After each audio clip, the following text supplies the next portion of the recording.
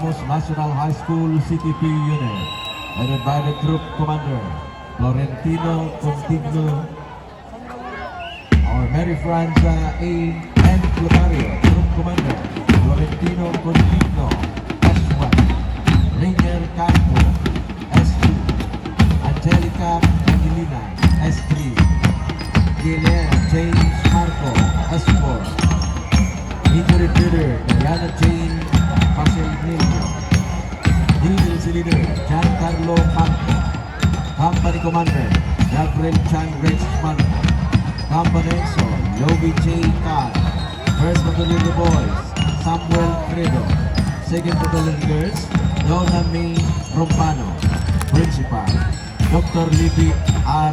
Palmes, CTP Facilitator Jason Delgado, Featuring Coordinator Cicel Asibi, DLC Coordinator Paulino Prias. Ladies and gentlemen, our next entry from Rangas Ramos National High School CTP Unit.